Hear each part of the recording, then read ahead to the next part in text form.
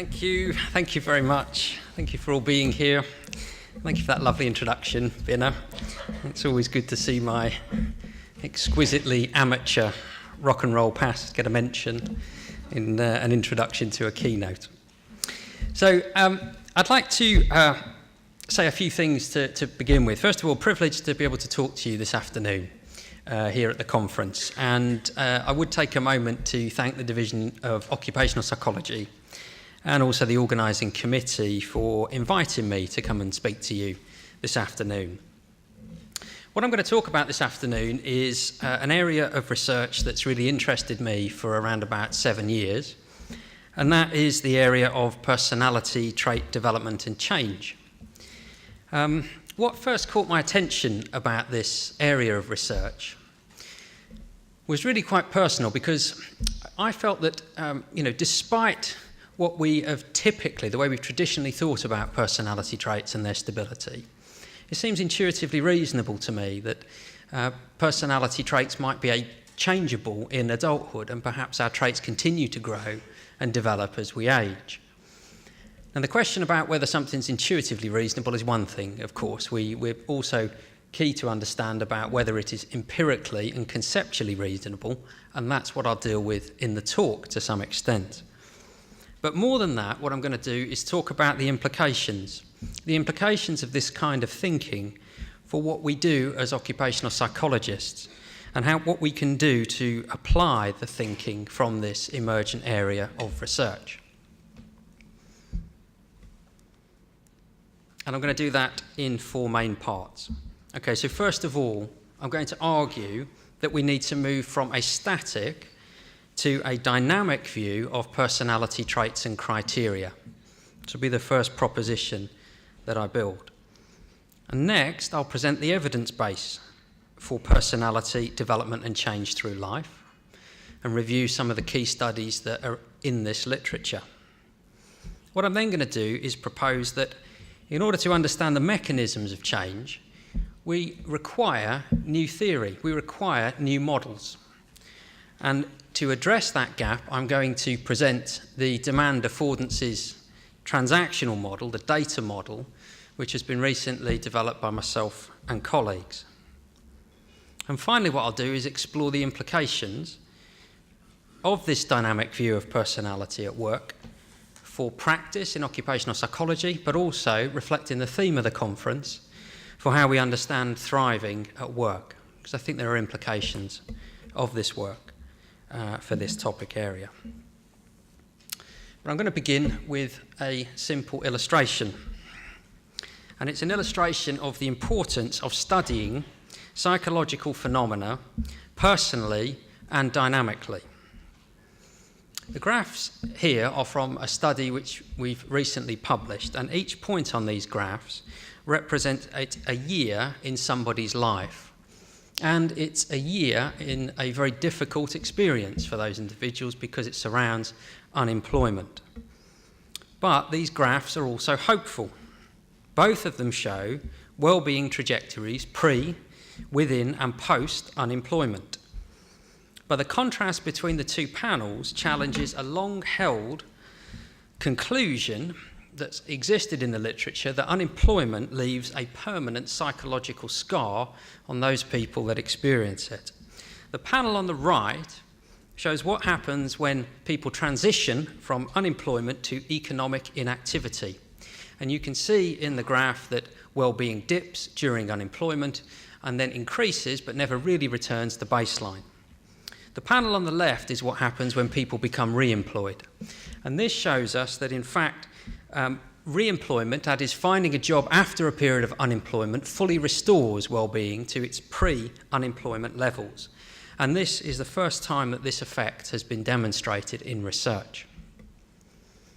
Now, we were able to uncover this effect because of the way that we dealt with the data, by examining it within persons and dynamically. And while this is a powerful finding for the study of unemployment, it's also a simple illustration, I think. A simple illustration of the insights that can be gained from looking within person, cross time in the way that we research work in organisational psychology Put simply, people's work experience and their development is dynamic, and it's observed within people, not between them. And I think that this approach is now critical for the future of research and practice in personality and work. In the study of personality and what we do as psychologists, this means thinking about individual growth in addition to individual differences. Now, personality has often been assumed to be stable through adult life. And repeated measures of personality are more often collected or conducted to establish test-retest reliability rather than to look at individual change. Yet studies have shown that personality can change, even in adulthood. And the importance of work in life means that it is a key potential source of personality change. However, to observe these effects, I would argue that we must fundamentally change how we treat variables in the research of traits and criteria. So on the slide here, I've got a graph showing what is the typical study of personality traits and criteria. So in a typical study, what we're aiming to do, of course, is to establish a relationship between personality traits on one hand and a criterion on the other. The typical study measures personality once and the criterion once. And measurements might be made concurrently or longitudinally, but they are rarely repeated, partly because of the assumptions that we hold in some cases about the things that we're measuring. What we try to do from these studies is to generalise. And in fact, what we do is make a pretty big assumption when we generalise from findings of studies that are designed in this way. And that is that we assume that this point-to-point snapshot of the relationships of traits and criteria remains constant indefinitely, that this indicates what will be the case in the future. And I would say that this assumption is flawed. And it's flawed for a couple of reasons. One, on the criterion side, job demands are dynamic, and we know this from research. So the figure here shows the differential effects of traits on sales performance at different stages of a sales job. The graph shows the relative magnitude of the effects of the Big Five at these different stages. So on starting a sales job, this is the transition phase, openness and agreeableness might promote, for example, information seeking and relationship building, and we see their effects on performance. However, having established oneself in a sales role, the achievement drive and industriousness that are associated with extroversion and conscientiousness take over as drivers of performance, and they, in the maintenance sample, are the significant predictors of performance. So what we see is that within the same job, different traits predicting performance at different times. Now this effect is explainable through trait activation theory. Trait activation theory explains how work demands are more or less salient to different traits. So on the figure that I've got on the slide, the demands are shown on the left side, and these demands can be organisational, they can be social, they can be task-based, and they determine, to an extent, the way in which traits are expressed in behaviour. And many of you, I guess, will be familiar with this model, but it's useful to consider, I think, its implications. So first of all, the path from personality traits to work behaviour is dependent upon the activation of our traits by those changing work demands. And this is exactly why traits predict performance in different ways across different jobs. It's why in practice we look for different traits in different jobs. But it also tells us about why different traits might predict performance at different times within the same job. Behaviour in this model is also affected by the attainment of job rewards, which are on the right of the figure, and those can be intrinsic or extrinsic, and this is a point that I'll return to later on. In the dynamic developed model of personality and work that we published some years ago, we adopted these mechanisms to help explain the interplay of personality on one side and working life, the experience of working life on the other. And what we argued in that model was that trait salience varied. It varied as a function of the day-to-day demands that we face at work and how they change through the course of our experience of work. So these are short-term changes in job demands, but also they vary as a function of the long-term career challenges that we have to navigate. So traits might become more or less salient at different stages of jobs that we do, but also different stages of our careers. However, critically, we also included a developmental emphasis in that model by adopting the idea of a reciprocal effect of work upon traits. Just as traits affect work, so our experience of work affects our personality traits. And this effect can be modelled as a simple cycle. This cycle begins with situations that we might encounter day to day in our working environment. These activate our traits, and the activation of those traits leads to behaviour. Traits are expressed in work behaviour. And this expression, in turn, exerts a reciprocal effect on traits over time, refining, strengthening, and deepening them as we experience each situation. Now, our model proposed that this mechanism proceeds across the stages of working life, linking work to substantial personality development in adult life. The development plays out through growth and career exploration. That is, as people acquire vocational interests, as they develop skills and competencies early in life, and as they begin to explore the working world. We also propose that this cycle exerts influence on how we develop as we establish and maintain ourselves in a career. So it provides a model of how traits might play out across working life. And in the model, work is positioned as a constant developmental influence on how traits develop throughout our adult lives. Now, some of you might be thinking at this point, okay, but what really is the evidence that personality traits change? Where is the evidence base for this? And more to the point, where is the evidence that personality changes in response to our work environments, in response to the work that we do? So to help reassure you, I've got some studies on the slide which have looked at this effect. And I'd like to review some key ones from this set. So first of all, the thing you note is there's a substantial evidence base. All right, it's quite recent, but there is a substantial evidence base supporting the idea that personality traits continue to develop throughout our working lives. All of the individual listed studies, okay, are concerned with personality development and change in the general population. So all of these are proposing the ways in which personality might develop in general. And many of these studies present empirical data of these effects, which is remarkable when you think that the paradigm for personality trait studies has been that traits are stable. So there's a disincentive to really capture repeat measures of personality in these studies. So the fact that we've got data that are showing these developmental effects is really quite remarkable. There have also been 3 integrative reviews, which include our own in 2013, a new paper in Journal of Vocational Behaviour, and also the work of Tasselli, Kilduff and Landis. So these are integrative reviews that you can refer to which look at the evidence base for personality development and change. In the clinical literature, the idea of therapeutic change, of course, isn't new.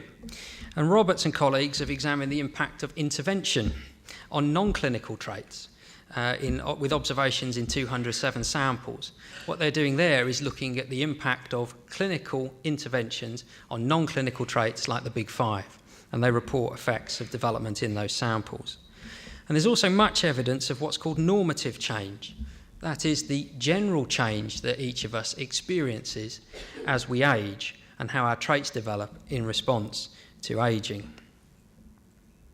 With respect to work and organisational factors, research has so far focused on 2 classes of variables.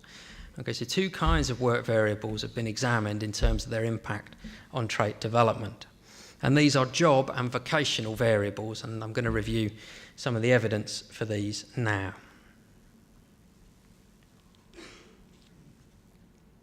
So the first study to note is a seminal study. It's Roberts, Caspi and Moffat, 2003. And what they proposed was the corresponsive pathway as a mechanism guiding the development of traits over an 8-year period in their study. So what they found in this study, for example, was that people who were higher on trait self-control in early adulthood tended to seek greater financial security in their work. This is what they were striving for in their work. And as a consequence, that promoted greater self-control in the future. And this same relationship was observed between traits related to personal agency and also to work autonomy. So this effect between traits and goals in the careers that people were forging for themselves exists in this way. Leigh, Donnellan and Conger replicated these kinds of developmental relationships across 11 years in their study. Now, the corresponsive process is an important one for understanding the way in which traits develop over time. And what it refers to is the mechanism by which traits that influence some aspect of work experience are then developed as a consequence. So the same traits that select people into environments or push them towards going after certain kinds of work goals or certain kinds of work experiences, those same traits, the corresponding traits, are developed as a consequence of that experience. Wu, in 2016, examined the impact of stress on traits over 5 years. And what he reported was that where jobs had higher demands and lower job control, that of course led to more stress, but that stress led in turn to higher neuroticism, increases in neuroticism over that period, and also decreases in extroversion and conscientiousness. Higher job control, by contrast, predicted increases in agreeableness, conscientiousness and openness during that period. Bart Villa and colleagues have examined the impact of different vocational and career variables in their body of research on personality development and change. In the 2012 study that I've got listed here, they examined career roles. And what they found, for example, was that engagement in director and inspirator career roles predicted increases in extroversion over time. So these are roles, career roles, that involve some aspect of direction. In the 2014 study, they observed, importantly, multiple reactivity effects. And these are effects of vocational factors modelled on the Ryersek framework. This is Holland's Ryersek model of careers, which I'm assuming you're reasonably familiar with. And they examine the effect of these factors on the traits of the Big Five over a period of 15 years. So an example finding from their study was that people that were doing realistic type jobs experienced increases in agreeableness and conscientiousness during that period. Now, we would expect this given the kind of conforming and compliant nature of realistic kinds of occupations.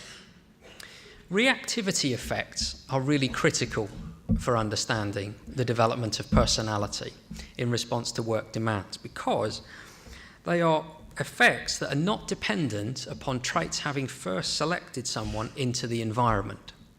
Okay, so people can inhabit occupations for all kinds of reasons. Okay, it isn't just their personal characteristics and their traits that determine the kind of work that they do. People end up in all kinds of careers for all kinds of reasons. There could be financial constraints, social issues, opportunity issues, and so forth. So there are many reasons why people end up doing the kinds of careers that they do. What reactivity effects show is that regardless of what selected someone into such an occupation, the occupation nevertheless exerts a predictable effect on their trait development, that the effect is uniform.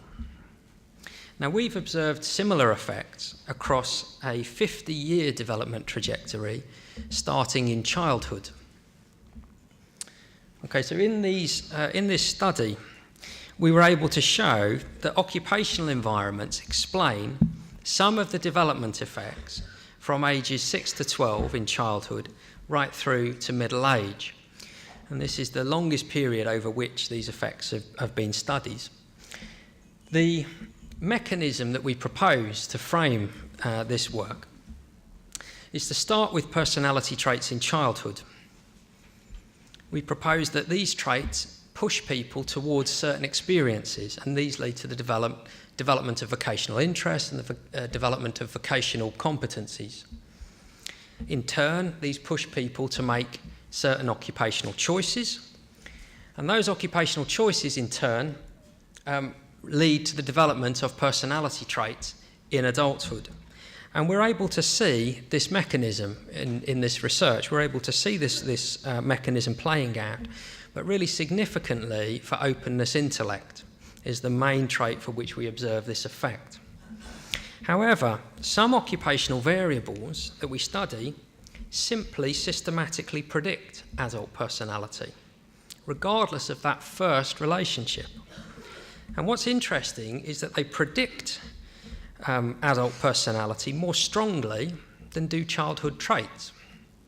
So that is, a person's job can be a better indicator of their adult personality than their childhood traits are. And I think that's a remarkable finding, that this is where we can find prediction of adult personality. So drawing conclusions at this stage of my talk, I propose two observations first at this stage. First, to observe personality change effects, we must first of all consider traits to be dynamic. Once we do that, then the way we approach research changes, and studies that have treated them as dynamic have provided substantial evidence of personality change in response to work demands in the literature. However, we can also observe that to date, theorising has really not effectively explained the mechanisms of change and development. So why, how, and in what ways do work factors lead to the development of personality traits in practice? To address this gap, we've proposed the demands affordances transactional model, the data model. And this model is on the slide, and there are three main elements which I'll briefly introduce now and then look at in more depth. So first of all, demands. These represent the situational or work-oriented factors that define the work environment. Affordances are the personal characteristics activated by the situation. So affordances are the answer to the question, what does a work demand call for in order to deal with it? What does this situation call for in order to deal with it effectively? In the model, because the focus is personality, these are traits, and they affect and are affected by other elements in the model. The transaction in the middle is the explanatory element, and this transaction is triggered by the activation of affordances. Then, motivated by the attainment of desirable work outcomes, this transaction is operated to achieve an optimal fit between affordances and demands. The result of the transaction is the expression of behaviour, and this can be seen on the right side of the model, and the formation of goals on the left, which might be from the external environment or they might be personally derived goals, adds a motivational element to this model. Now, importantly, all parts of this model are conceptualised as dynamic. That is, they are interacting with one another constantly. These are the mechanisms that provide a dynamic view of the way in which personality traits might develop. So let's have a look at some of the elements in more detail.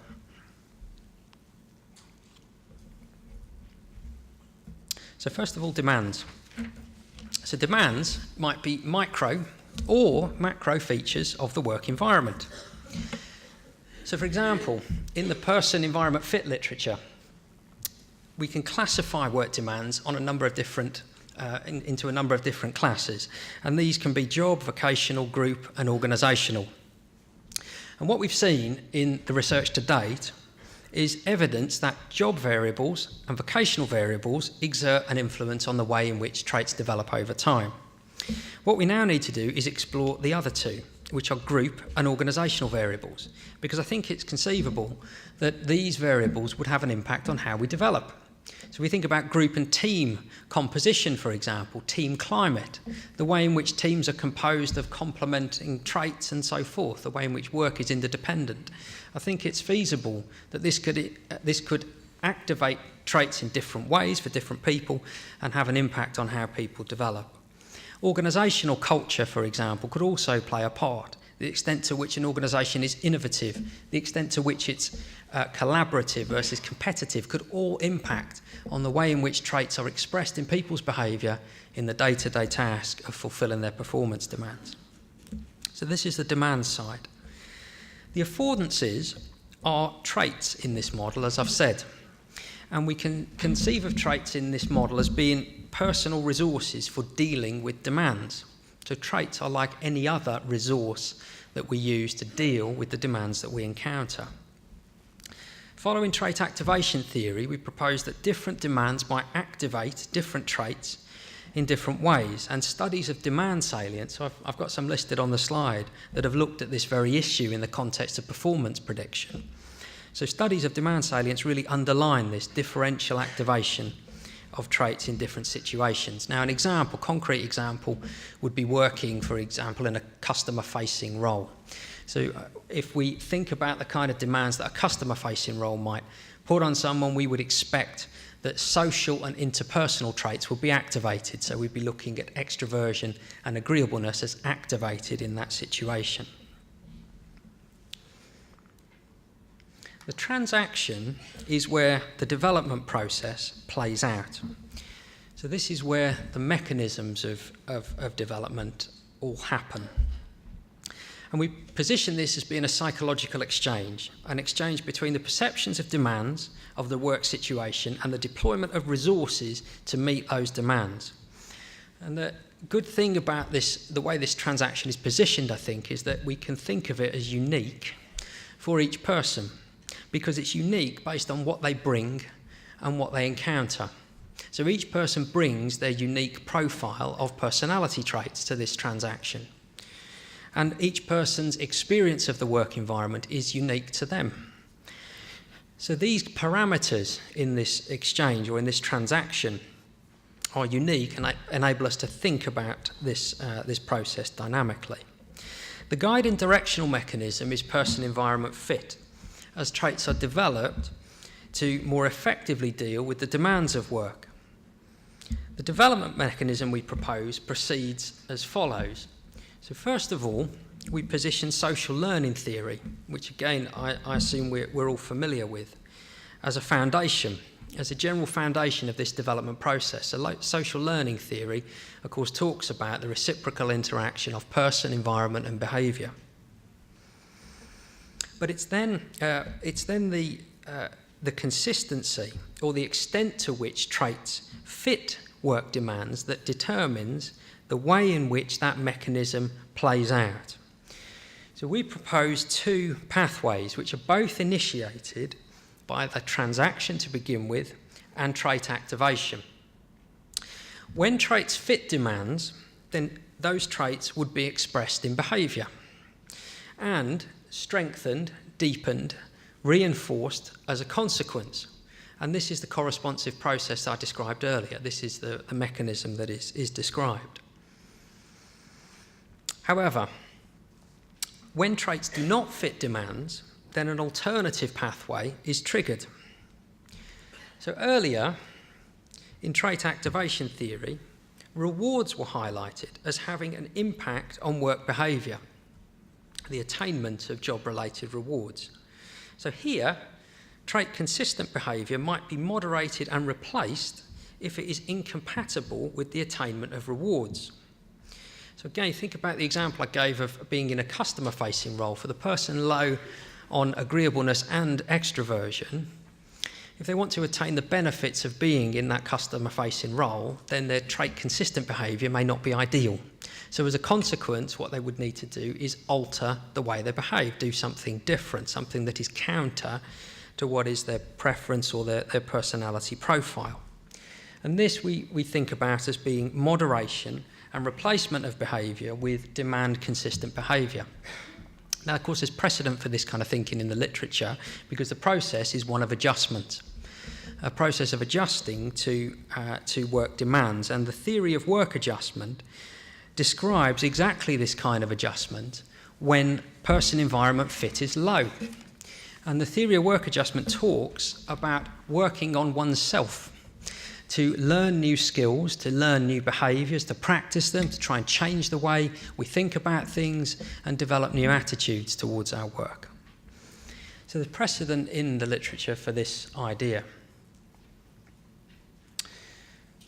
Behaviour is obviously critical in this process, and in fact it serves an important enabling function for development and is actually the key to adopting a developmental approach in applied work with people in organisations. Practicing new behaviour in the context of aiming to deal with work more effectively is the likely means by which traits change and develop over time. It's that learning to deal more effectively with the demands that we face. Now, Hudson and colleagues have actually shown this effect very recently, and they reported a study of personality change through intervention. What they did in that study was combine goal setting with behavioural strategy interventions. And the behavioural strategies they referred to as behavioural challenges, which people were asked to accept and carry out over a 15-week period. And what they observed was predictable and sustainable changes in traits over that 15-week period in the study. And the inclusion of goals in their study, I think, highlights the importance of the goal components in the data model, which might be both personal, they might reflect the aspirations that people bring to their careers, or they could be externally set based on the objectives set by managers and others.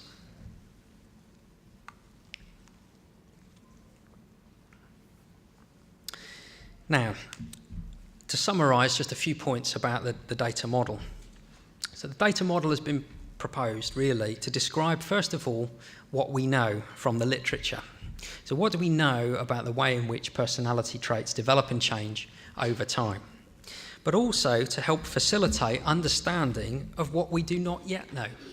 So what don't we know, but what can we theorise as being the likely impact of different factors on the way in which traits develop in response to work.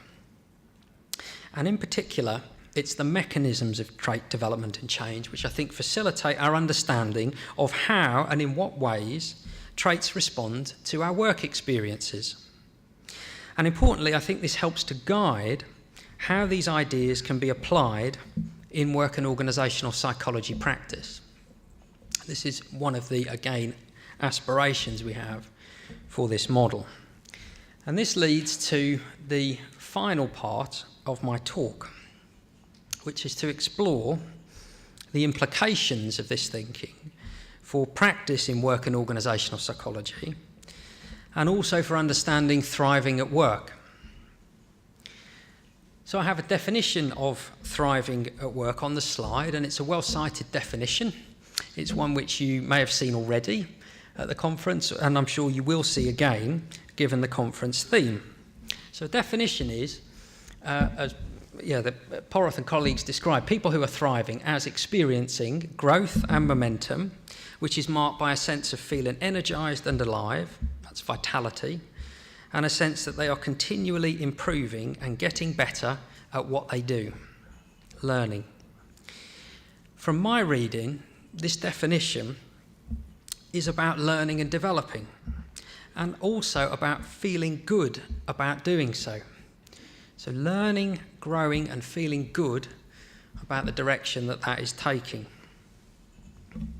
Now, at the risk of presenting too firm a position at a psychology conference, I'd say that it is, I'd propose that this is simply incompatible with a static view of psychological characteristics.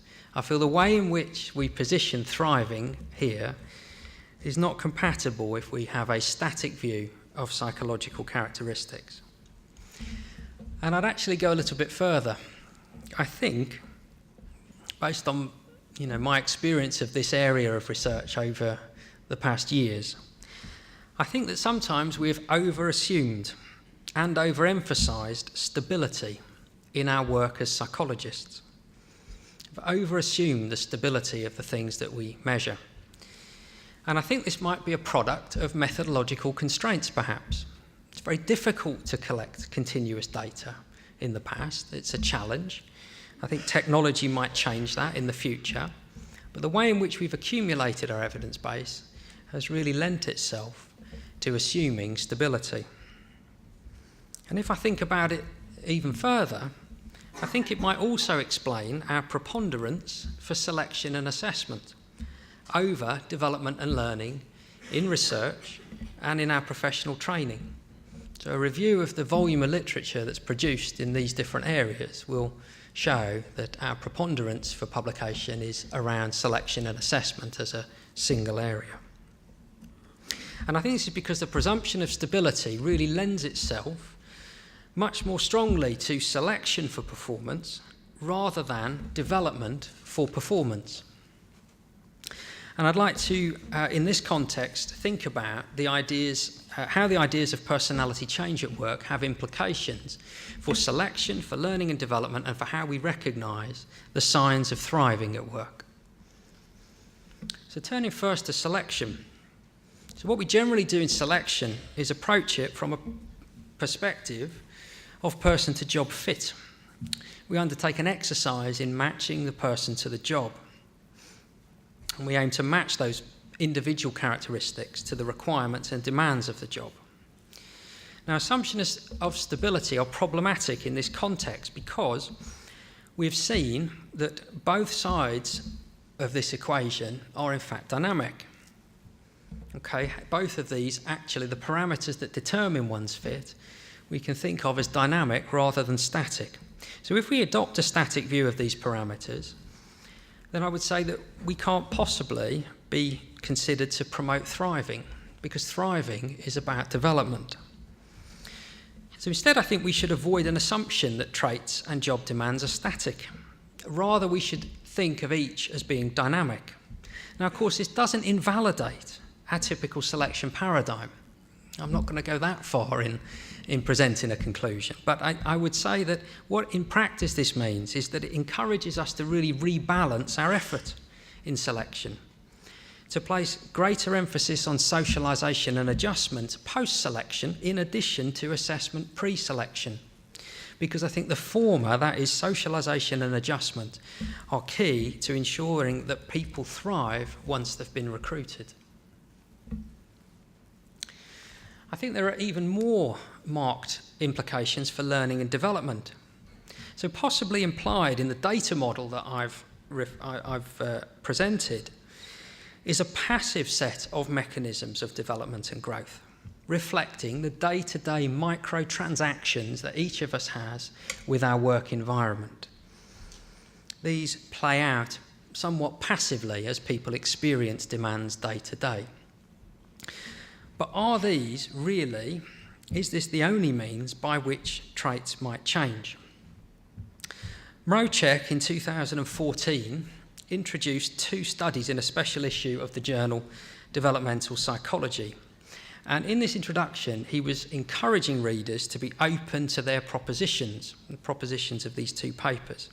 He stated that the papers promote what many members of the scientific community will deem a radical, even outlandish idea that interventions can change conscientiousness and other personality traits. Outlandish. And this was 2014, so this is fairly recently. Now, one of these articles was especially notable because it was from a health psychology perspective. And the objective in that study was to promote healthy ageing, where conscientiousness and its impact on health behaviour was the focus. Conscientiousness has an impact on healthy ageing because it predicts accumulated health behaviour which over time promotes healthy ageing. And the paper was really arguing for the prospect of changing conscientiousness through behavioural intervention. We now need to understand the role of intervention in personality change at work, and to ask the questions about how interventions at work might develop personality traits. For example, under what circumstances might we use learning interventions to support personality development at work? When might we want to do this? What are the most effective strategies for supporting learning and adjustment to meet job demands? And what impact do they have on the way in which traits develop? What is the role of volition? What about the aspiration to change some aspect of oneself? So the study that we talked about a moment ago looked at the impact of behavioural intervention on volitional trait change when people had elected to change some aspect of their personality trait profile. So what is the role of that? Does it enhance change? And then, of course, there are key consequential questions which we need to ask. First of all, for example, is trait change an adaptive process? What is the impact of trait change on well-being in the short, medium and long term? Is there, for example, strain that people experience as a result of changing behaviours and challenging oneself? But is that followed by adaptation and improvement? Do we see a dynamic effect of this change on well-being? Now, theories of thriving actually recognise that. They recognise that learning can be draining, that learning isn't always energising. Actually, when we're learning something and being challenged, that can exert strain. And actually, it is adaptive when it is effectively regulated, that people know when to step away from it and then come back to it later. And this brings me then to the signs of thriving. So I've described the signs of thriving as being the dual experiences of vitality and learning.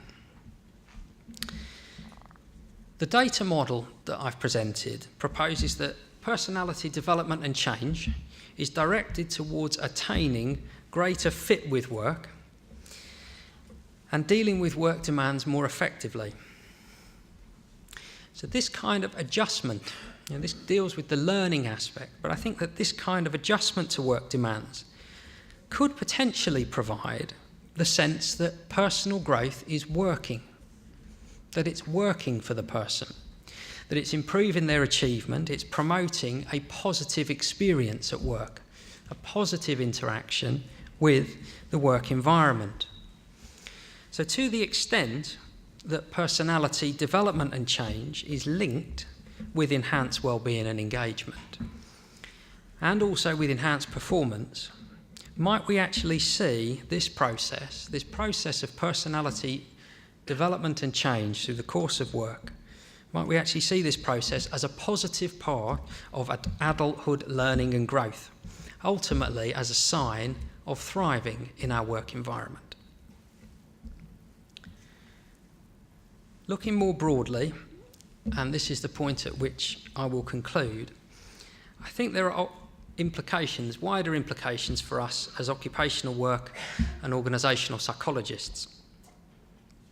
The literature I've shared in this presentation has encouraged me over the years to re-examine some of the underlying assumptions from which I work as an occupational psychologist. It's challenged some of the assumptions that I hold about psychological characteristics. And from this perspective, I think this kind of research on personality change and development at work, invites us to think differently about the ways that we select, assess, measure, research and develop people, work and organisations.